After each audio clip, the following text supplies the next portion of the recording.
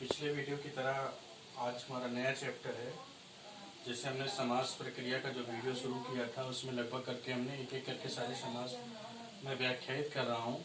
तो पहले हमने द्वंद्व, फिर उसके बाद द्विभाव समास, तत्पुरुष समास, कर्मधारय समास, इन 4 समास का मैं वीडियो भेज चुका हूँ और मुझे उम्मीद है आप सभी ने मेरे वीडियो को देखा होगा। तो उसी क्रम में आगे बढ़ते हुए आज हम लोग चर्चा कर रहे हैं द्विगु समास की। यहाँ पे लिखा हुआ है द्विगु समास। तो द्विगु समास का एक और नाम है जिसको ब्रैकेट में हमने लिख दिया है। द्विगु समास को हम संख्यावाची समास भी कहते हैं। द्विगु समास का एक और नाम है जिसे हम संख्यावाची समास कहते हैं।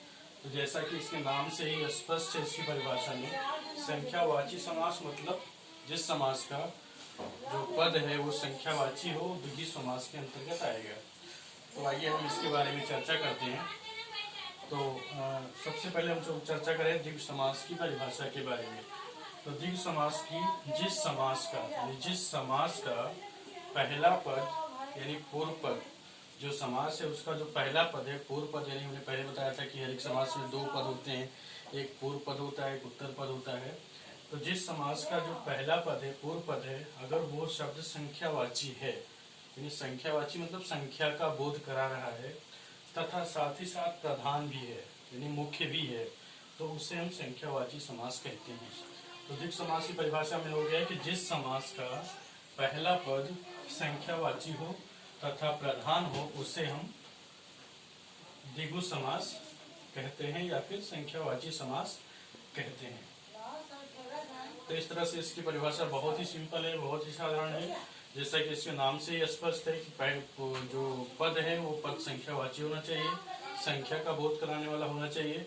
तो अगर आपको कोई ऐसा पद मिल रहा है जिससे संख्या का बोध हो रहा है तो आप अपने आप समझ जाएंगे कि वो जो है संख्यावाची यानी द्विगु समास है। तो आइए अब इसके उदाहरण के बारे में हम चर्चा करें। जैसे हमने पहला एग्जाम्पल लिखा चौराहा। चौराहा का अगर हम व्याख्या करेंगे, व्याख्यायित करेंगे तो इसका अर्थ होगा 4 राहों का समूह। चौराहा मतलब 4 राहों का समूह। ऐसा चौराहा जहाँ पे 4 रास्ते अगर के मिल रहे हैं तो उसको एक शब्द में हमने बोला चौराहा। तो यहाँ पे पहला शब्द आया 4, जो कि एक संख्यावाची शब्द है। तो इस तरह से ये हो गया द्विगु समास। फिर उसके बाद में आता है त्रिनेत्र। त्रिनेत्र की जब हम व्याख्या करेंगे तो होगा 3 नेत्रों का समाहार। तो पहला शब्द क्या है? 3 शब्द एक संख्यावाची शब्द है, तो इसलिए ये भी हो गया द्विगु समास। फिर उसके बाद में आता है चतुर्भुज।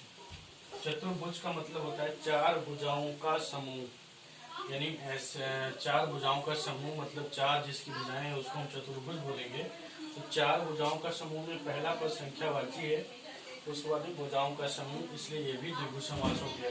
इसी तरह होता है दशानन। दशानन मतलब 10 आननों का समूह, 10 हैं आनंद जिसके। तो इसमें भी जो पहला पद है वो संख्यावाची है। तो अभी हमने 4 उदाहरण आपको समझाया, चौराहा, त्रिनेत्र, चतुर्भुज और दशानन। 4 उदाहरण में देखिए जो पहला पद आ रहा है यानी पूर्व पद आ रहा है वो सब संख्यावाची है। जैसे यहाँ पे 4 संख्यावाची आया, 3 संख्यावाची आया, 4 संख्यावाची आया, 10 संख्यावाची आया। तो इस तरह से इन सारे पदों का पूर्व पद जो पहला पद है वो संख्यावाची है, इसलिए इन सारे उदाहरणों को हम द्विगु समास के अंतर्गत रखेंगे। तो इस तरह से द्विगु समास बहुत ही साधारण है, सरल है और मुझे उम्मीद है कि आप सभी को ये समझ में भी आया होगा।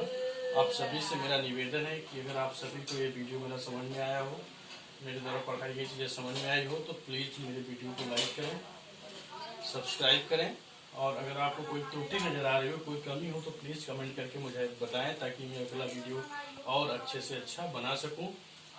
तो इस तरह से आज का ये चैप्टर द्विगु समास पे था। द्विगु समास कंप्लीट हुआ। इसके बाद फिर एक समास और बचा हुआ है जिसको हम बहुब्रीहि समास कहते हैं।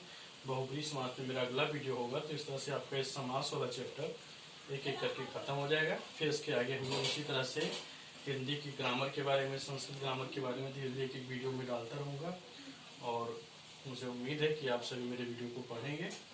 बस।